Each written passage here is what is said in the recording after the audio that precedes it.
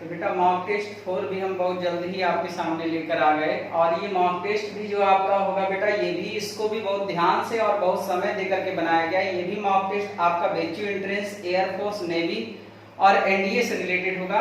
खासकर बेच्यू एंट्रेंस के जो बच्चे एग्जाम दे रहे हैं उनके लिए तो बहुत ज्यादा एग्जाम देने वाले हैं, उनके लिए तो बहुत ज्यादा यूजफुल होगा ये वीडियो आप उनके लिए। और एक बात और, अगर आप चैनल पर नए हैं तो उसे लाइक शेयर एंड सब्सक्राइब करना ना भूलिएगा बेटा। और ज्यादा समय ना बर्बाद करते हुए क्वेश्चन नंबर 1 पे ध्यान देते हैं। क्वेश्चन नंबर 1 क्या कह रहा है कि an open organ pipe open at both ends, मतलब एक खुला आर्गन पाइप है। तो एक बात आपको बता दें कि खुला आर्गन पाइप अगर होगा बेटा तो खुला आर्गन पाइप केवल और केवल उसमें लॉन्गिट्यूडिनल स्टेशनरी वेव होता है बेटा। ये दिमाग में बैठा लीजिएगा, कहीं भी ट्रांसवर्स नहीं हो सकता बेटा। दिमाग में गठिया के चलिएगा कि ट्रांसवर्स नहीं होगा, जब भी होगा तो लॉन्गिट्यूडिनल और वो भी एक स्टैंडिंग या स्टेशनरी वेव होगा बेटा। ये दिमाग में बैठा लीजिएगा कि खुला आर्गन पाइप में केवल और केवल लॉन्गिट्यूडिनल स्टेशनरी वेव होगा। इट मींस अगर हिंदी में बोले बेटा तो इसमें केवल और केवल अनुदैर्घ्य अप्रगामी तरंग होगा बेटा। दिमाग में बैठा के चलिएगा। क्वेश्चन नंबर 2 पे ध्यान देते हैं। क्वेश्चन नंबर 2 हमारा क्या कह रहा है? क्वेश्चन नंबर 2 ये कह रहा है कि A double convex lens has two surface of equal radii and refractive index n equal to 1.75, its focal length will be। इसका फोकल लेंथ कितना होगा ये आपको बताना है कि इसका फोकल लेंथ कितना हो सकता है। तो आप जानते हैं कि 1/f is equal to n minus 1 bracket में 1/r1 minus 1/r2 होता है बेटा। 1/r1 minus 1/r2 होता है। जब इसमें n की वैल्यू आप 1.75 पुट करेंगे, n की वैल्यू 1.75 पुट करेंगे और इस क्वेश्चन में क्या दिया है बेटा कि r1 इज इक्वल टू क्या है, r2 is equal to r है बेटा। तो यहाँ याद रखिएगा कि डबल कॉन्वेक्स है तो हम आपके लिए और आसान कर दे रहे हैं। r1 is equal to plus r and r2 equal to minus r आप यहाँ पर यूज करेंगे बेटा। तो आपको बता दें कि इसका आंसर जो आएगा वो 2r/3 आएगा बेटा। अब इसके बाद हम लोग चलते हैं क्वेश्चन नंबर 3 की ओर। क्वेश्चन नंबर 3 हमारा कह क्या रहा है कि रो और सिग्मा का डायमेंशन फार्मूला क्या होगा। रो रेजिस्टिविटी है और सिग्मा कंडक्टिविटी है। तो बेटा आपको जानकारी होना चाहिए कि जो रेजिस्टिविटी होता है, रेजिस्टिविटी जो होती है, मैं आपको बता दूं कि रेजिस्टिविटी जो होती है वो that is denoted by rho and it is inversely proportional to conductivity होती है। इनवर्सली प्रोपोर्शनल टू कंडक्टिविटी होती है। तो जब कंडक्टिविटी होती है तो जब यहाँ पर एक दूसरे के रेसिप्रोकल है बेटा तो ये एक दूसरे के अपोजिट आएंगे।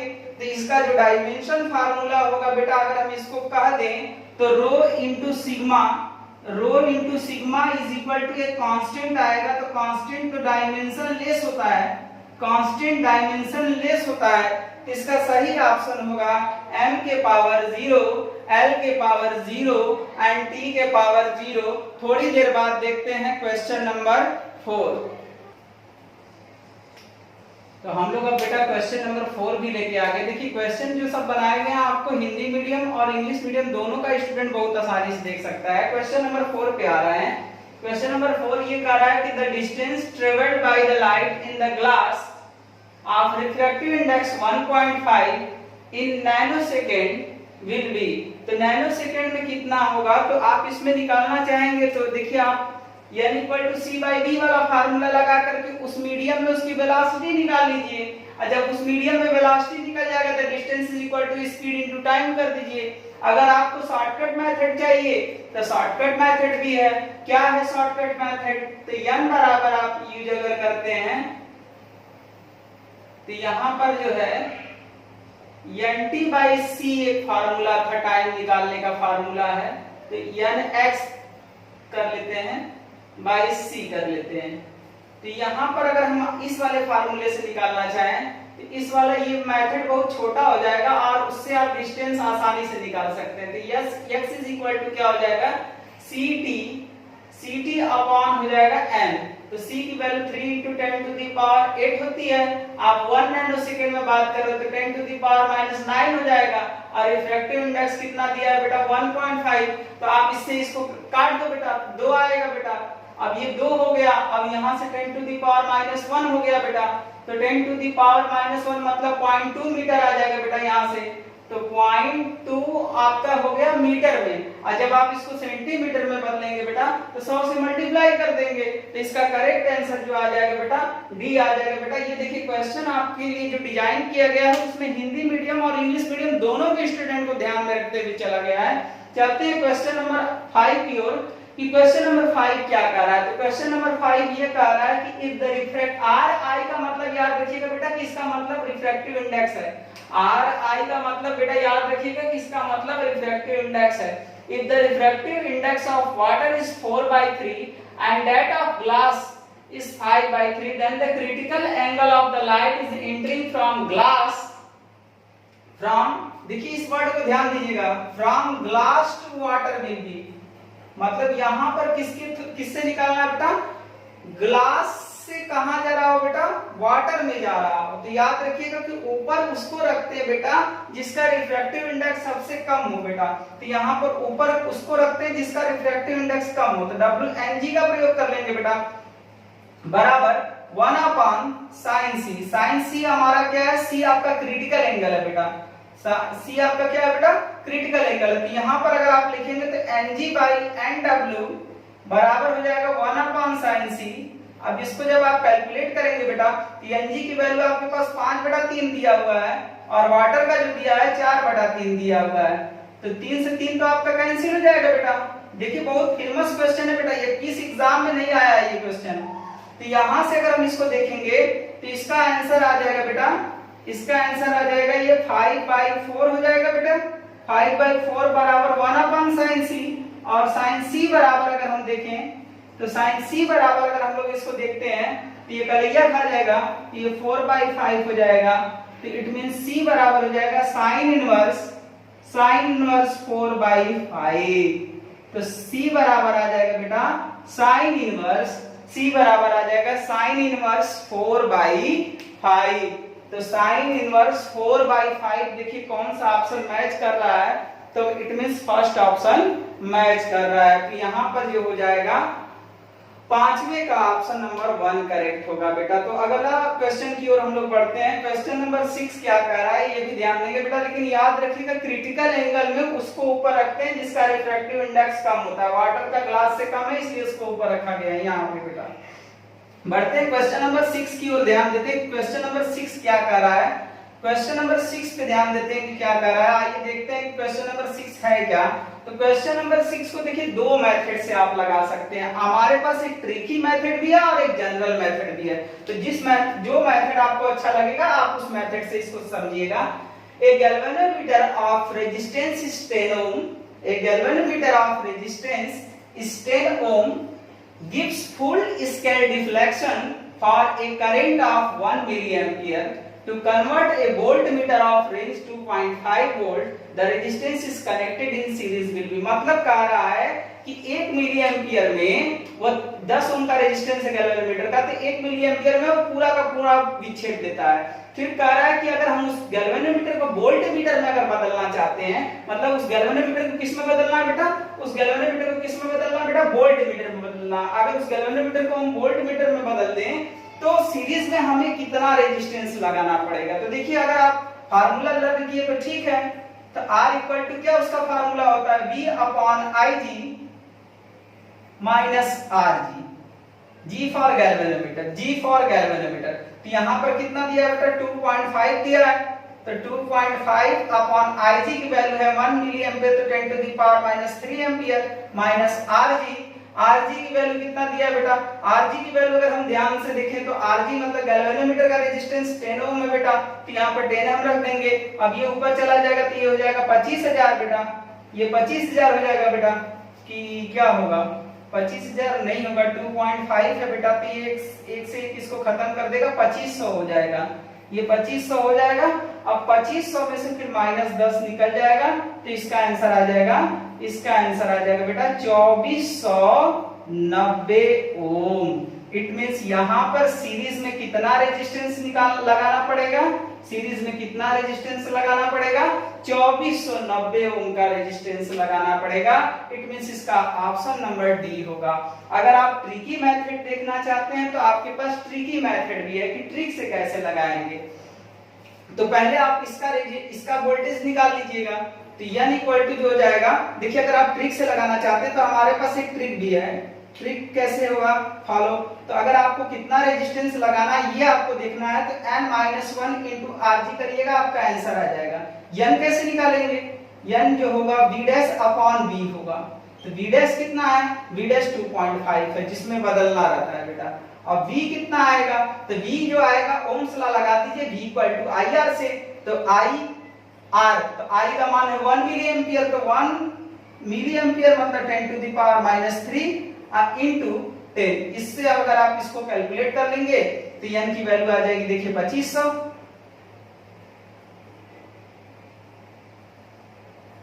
नहीं 10 टू द पावर ये हो जाएगा -250 हो जाएगी।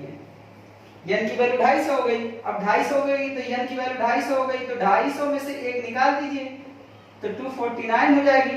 आप मल्टीप्लाई बाई 10 कर दीजिए, देख लीजिए बेटा 2400 कितना आ गया बेटा 90 ओम। देखिए ट्रिकी मेथड है, आप ट्रिकी मेथड से भी, अब जैसे आपके पास अगर कॉन्सेप्ट नहीं है तब भी आप इसका आंसर आसानी से निकाल सकते हैं इस ट्रिक वाले मेथड से। जब भी गैल्वेनोमीटर को वोल्टमीटर में बदलना होगा तो यही ट्रिक फॉलो होगा। जब गैल्वेनोमीटर को वोल्टमीटर में बदलना होगा तो यही ट्रिक फॉलो होगा। ऊपर वो होगा जिसका वोल्ट जिसमें बदलना रहेगा, नीचे कौन होगा, जो शुरुआत वाला होगा। इस तरीके से क्वेश्चन नंबर 6 भी देख लिए और क्वेश्चन नंबर 7 पे आते हैं थोड़ी देर के बाद।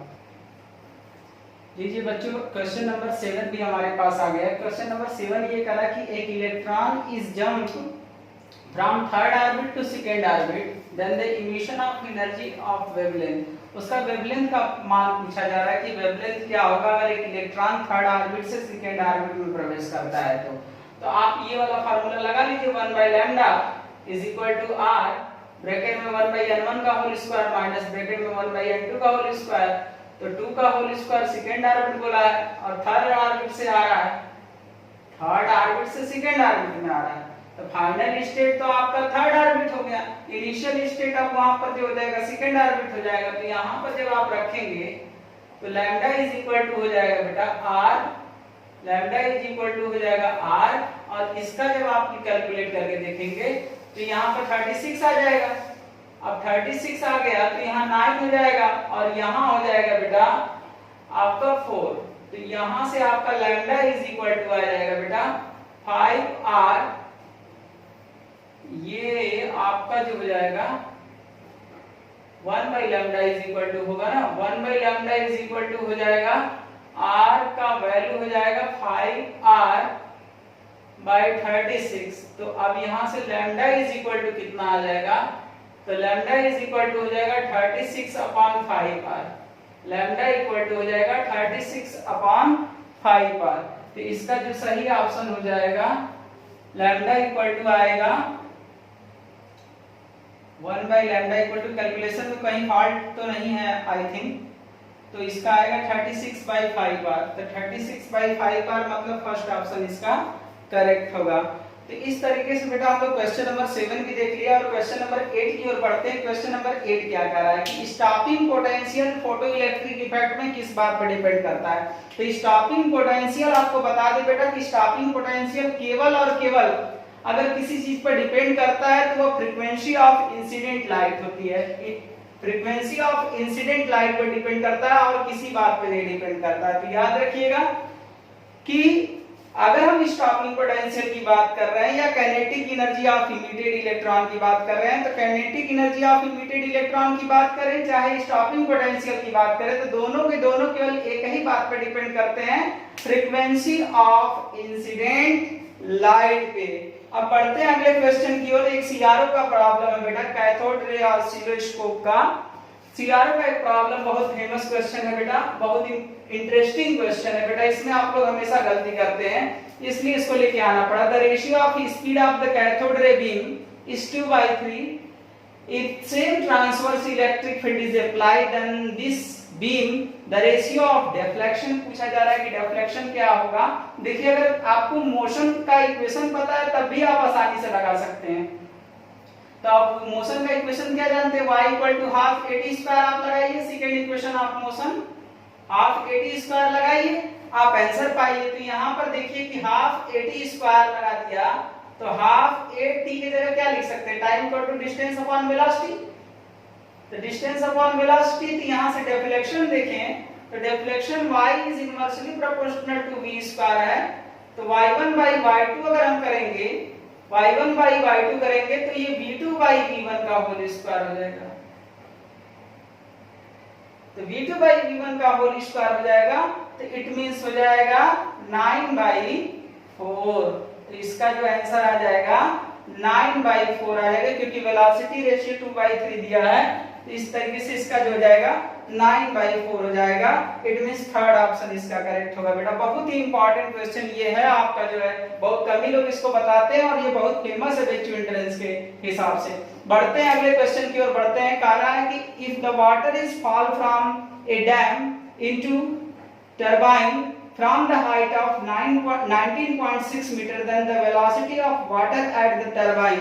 मतलब यहाँ पर आपको पूछा जा रहा है तो बाई कंजर्वेशन ऑफ एनर्जी लगाइए और आंसर पाइए। तो बाई कंजर्वेशन ऑफ एनर्जी अगर आप लगाते हैं तो इसकी काइनेटिक एनर्जी किसमें स्टोर हो जाएगा, काइनेटिक एनर्जी स्टोर हो जाएगा उसके पोटेंशियल एनर्जी में।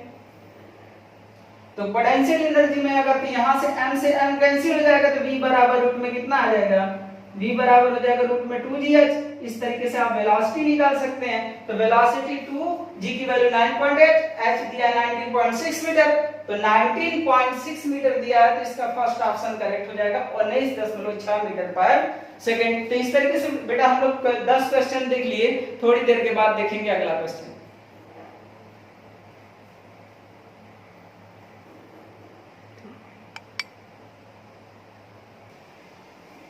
क्वेश्चन नंबर 11 भी हमारे सामने आ चुका है। क्या कह रहा है वो आपके सामने स्क्रीन पे दिख रहा है और उसमें ये कह रहा है कि the mass of the particle is m, it is moving along a circular path of radius small r, the angular momentum is j, then the centripetal force acting it is. मतलब सेंट्रीपिटल फोर्स का formula निकालना है, वो भी angular momentum के term में कि क्या आएगा एंगुलर मोमेंटम के टर्म में। तो आप सो सिंपल आप बहुत आसानी से कर सकते हैं। कैसे कर सकते हैं ये आपको ध्यान देना है। अगर सेंटीमीटर फोर्स पूछा जा रहा है तो F बराबर आप क्या जानते हैं, mv स्क्वायर बाई r होता है। और आपको ये भी बता दें कि एंगुलर मोमेंटम g है तो g बराबर तो आप पहले से जान गए कि mvr होता है। तो कुछ नहीं करना है बेटा, सो सिंपल। बस आप ये ध्यान दीजिए कि चारों ऑप्शन में वेलोसिटी नहीं है तो बस वेलोसिटी को रिप्लेस कर दीजिए, आंसर पा जाइए। तो वेलोसिटी को रिप्लेस करिए और आप आंसर लीजिए। तो वेलोसिटी को रिप्लेस कैसे करेंगे, यहां से करेंगे। तो यहां पर क्या आएगा, j अपॉन mr का होल स्क्वायर बाई r। अब यहां से देखिएगा तो एक m से एक m आपका कैंसिल हो जाएगा, एक m से आपका एक m कैंसिल हो जाएगा तो आ जाएगा j स्क्वायर अपॉन एक m से एक m कैंसिल हो गया mr³। सो सिंपल बेटा, एकदम आसानी से निकाल लें। तो j स्क्वायर mr³, तो इट मींस इसका ऑप्शन नंबर डी करेक्ट होगा बेटा। तो अभी बढ़ते हैं अगले क्वेश्चन पे ध्यान दे रहे हैं। कह रहा है कि एक मैन है बेटा, बेच्यू एंट्रेंस का बहुत फेमस क्वेश्चन है बेटा बेच्यू एंट्रेंस का, और बेच्यू एंट्रेंस ही नहीं बहुत सारे एग्जाम में पूछा गया क्वेश्चन है कि एक मैन है जिसका मास 60 केजी का है, वो 15 केजी का एक ऑब्जेक्ट लेकर के किसी हाइट पर जा रहा है। तो देखिए एफिशिएंसी का फार्मूला एकदम शॉर्टकट मेथड आपको बताएंगे कि एफिशिएंसी केटा बराबर अगर आप निकालना चाहते हैं तो output upon input multiply by 100। तो output upon input multiply by 100। तो आउटपुट क्या है 15 केजी, तो 15 रख लीजिए, बाकी सब चीजें कट जाएगी। इनपुट कितना है, इनपुट में वो 60 और प्लस 15 दोनों ना होगा 75 और मल्टीप्लाई बाय 100। तो यहां से अगर निकालेंगे तो 20% आएगा बेटा। कितना परसेंट आएगा बेटा, 20% आएगा। तो इसका ऑप्शन नंबर जो होगा परसेंटेज एफिशिएंसी निकालना होगा, तो इस क्वेश्चन का आंसर जो आएगा वो 20% आएगा बेटा। बढ़ते हैं अगले क्वेश्चन की ओर ध्यान देते हैं। देखिए अगला क्वेश्चन आपका डॉपलर शिफ्ट का क्वेश्चन है कि डॉपलर शिफ्ट कैसे पर आपको सॉल्व करना है। तो डॉपलर शिफ्ट का फार्मूला आप जानते होंगे कि डॉपलर शिफ्ट का जो फार्मूला होता है, डॉपलर शिफ्ट का जो फार्मूला होता है तो डेल्टा लैम्डा बराबर lambda into v by c. Delta lambda बराबर लैम्डा वी बाई सी। तो लैम्डा की वैल्यू आपके पास दिया हुआ है कि लैम्डा की वैल्यू कितनी है, 5000 एंगस्ट्रॉम है। तो लैम्डा की वैल्यू 5000 एंगस्ट्रॉम रख लेते हैं। v की वैल्यू है 1.5 into 10 to the power 6 और c की value 3 into 10 to the power 8 होता है बेटा। तो आप इसको कैलकुलेट करके देख लीजिएगा। तो कैलकुलेट करने के बाद देखिए कितना आएगा, ये तो दो बार पे चला जाएगा, तो यहाँ 2 आ गया। और यहाँ पर अगर हम देखेंगे तो ये ऊपर जाएगा बेटा, ये आपका ऊपर जाएगा तो देखिए माइनस में होगा बेटा। तो ये माइनस में जब ऊपर जाएगा और वैल्यू थोड़ा सा रिड्यूस करेगा तो इसका जो आ जाएगा 2 उसमें से लेस हो जाएगा, तो 25 एंगस्ट्रॉम इसका आंसर आएगा बेटा कैलकुलेट करने के बाद। तो डॉपलर शिफ्ट की वैल्यू जो आ गई, या डॉपलर शिफ्ट मतलब चेंज इन वेवलेंथ का फार्मूला निकालने का फार्मूला आ गया बेटा। इसको डॉपलर विस्थापन के नाम से जानते हैं। तो डॉपलर विस्थापन की वैल्यू आ जाएगी बेटा 25 एंगस्ट्रॉम आएगा बेटा, 25 एंगस्ट्रॉम आएगा बेटा, 25 एंगस्ट्रॉम। तो इस तरीके से क्वेश्चन नंबर 13 भी हो गया। थोड़ी देर के बाद देखते हैं क्वेश्चन नंबर 14। तो आइए अगला क्वेश्चन पे ध्यान देते हैं। कह रहा है कि एक वाय प्रतिरोध R बैटरी E के साथ जो है आपका श्रेणी क्रम में जुड़ा हुआ है, तो उसके साथ जुड़ने पर अधिकतम धारा कब बहेगी, ये आपसे पूछा जा रहा है कि अधिकतम धारा कब होगा। तो P इक्वल टू आप लोग स्टूडेंट्स जानते होंगे कि I स्क्वायर R होता है और I equal to E upon small r plus capital R का होल स्क्वायर इनटू R। देखिए अगर आप मैथमेटिक्स के स्टूडेंट हैं आप लोग तो आसानी से कर सकते हैं। For maxima and minima dy by dx बराबर 0। तो आपको जब मैक्सिमा की वैल्यू निकालनी है तो इसको r के रिस्पेक्ट में डिफरेंशिएट कर दीजिए, dp by dr बराबर 0 निकाल दीजिएगा और वहां से r की वैल्यू निकाल लीजिएगा। तो जैसे ही डिफरेंशिएट करेंगे तो इसका option small r equal to capital R आएगा बेटा डिफरेंशिएट करने के बाद। तो स्मॉल r इक्वल टू क्या होगा, इसका कैपिटल R पे जो है मैक्सिमम होगी उसकी वैल्यू, किसकी, अधिकतम शक्ति क्षय की। तो इसका थर्ड ऑप्शन करेक्ट होगा बेटा। आगे बढ़ते हैं, अगले क्वेश्चन की ओर ध्यान देते हैं कि अगला क्वेश्चन क्या कर रहा है। ये देखिए कि कॉन्सेप्ट आप मैथमेटिक्स में पढ़े होंगे, फिर से बता दे रहे हैं। फॉर मैक्सिमा, जब मैक्सिमा निकालना रहता है तो आपको पता होगा कि dy by dx बराबर 0 कर देते हैं। dy by dx इसको पढ़ते नहीं, ddx of y is equal to 0। इसी मेथड पर आप क्या करेंगे कि dp को r के रिस्पेक्ट में डिफरेंशिएट करके 0 के बराबर कर लेंगे और r की वैल्यू फाइंड कर लेंगे। तो इस तरीके से अगले क्वेश्चन की ओर बढ़ते हैं। अगला क्वेश्चन ये कह रहा है कि रेट ऑफ एक्टिविटी का फार्मूला है, बहुत फेमस क्वेश्चन है बेटा, बहुत सारे एग्जाम में पूछा हुआ क्वेश्चन है। कि कह रहा है कि अगर t1 टाइम पर एक्टिविटी का जो रेट है वो r1 है और t2 समय पर एक्टिविटी का रेट r2 हो, तो कह रहा है कि अगर t2 t1 से बड़ा हो तो क्या कौन सा ऑप्शन आपका सही होगा। यहाँ पर यह ऑप्शन पूछा जा रहा है कि कौन सा ऑप्शन यहाँ पर सही होगा। तो आइए देखते हैं कि इसका ऑप्शन देखिए आप निकालेंगे तो आप कैसे निकालेंगे। एक्टिविटी का फार्मूला लगा दीजिए, r equal to r naught e के पावर माइनस लैम्डा, सॉरी फिजान का जो दिया हुआ इक्वेशन है। तो r1 का अगर निकालना है तो e के पावर t1 कर लीजिए बेटा, दिस इज इक्वेशन फर्स्ट। इसी तरह दूसरा r2 इक्वल टू कर लीजिएगा, तो r2 इक्वल टू कर लेंगे तो r नॉट e के power minus lambda into t2 कर देंगे, तो दिस इज इक्वेशन नंबर कितना हो जाएगा बेटा 2। अब यहाँ पर अगर आप इसका जो है रेशियो अगर निकालना चाहते हैं तो रेशियो r1 by r2 करेंगे तो ये ऊपर चला जाएगा बेटा और ये r0 से r0 कट जाएगा तो e के पावर क्या आ जाएगा बेटा, e के पावर अगर हम ये देखें तो ये प्लस हो जाएगा बेटा और वो वाली वैल्यू माइनस हो जाएगी। तो वो वाली वैल्यू माइनस हो जाएगी, ये वाली वैल्यू प्लस हो जाएगी, तो लैम्डा ब्रैकेट में हो जाएगा t2 और माइनस क्या हो जाएगा बेटा t1 हो जाएगा। अब यहाँ पर लॉग दोनों साइड का ले लीजिए, लॉग दोनों साइड का ले लेंगे तो log base e r1 by r2, जैसे ही यहाँ पर लेंगे तो log e बेस e रहेगा तो उसकी वैल्यू 1 हो जाती है, तो लैम्डा t2 माइनस t1। तो यहाँ से आप लैम्डा की वैल्यू निकाल लीजिए। तो लैम्डा की वैल्यू क्यों निकाल रहे हैं, क्योंकि आपको थोड़ा देर में पता चल जाएगा कि लैम्डा की वैल्यू सर क्यों निकाल रहे हैं। log बेस e और यहाँ पर हो जाएगा r1 by r2 और अपॉन t2 माइनस t1। अब आपको एवरेज लाइफ का फार्मूला पता होगा, जब कभी एवरेज लाइफ आप लगाते हैं तो एवरेज लाइफ का एक फार्मूला आपको बता दें कि टाउ बराबर होता है that is the reciprocal of half D के कांस्टेंट। डी के कांस्टेंट का उल्टा होता है, तो डी के कांस्टेंट का जब उल्टा होता है तो उल्टा कर दीजिए इसका। तो जब उल्टा कर देंगे तो t2 minus t1 upon log base e और हो जाएगा r1 by r2। ये आपका आंसर आएगा बेटा। तो इट मींस इसका आंसर जो होगा एवरेज लाइफ मतलब औसत आयु का जो आएगा वो t2 minus t1 upon log base e bracket में r1 by r2, it means इसका ऑप्शन नंबर 3 करेक्ट होगा। और जल्दी ही मिलते हैं। अगर एक बात और आपसे कहना था कि अगर वीडियो अच्छा लगता है तो उसे लाइक शेयर एंड सब्सक्राइब करना नहीं भूलना है आपको। और जल्दी मिलते हैं मॉक टेस्ट 5 पर।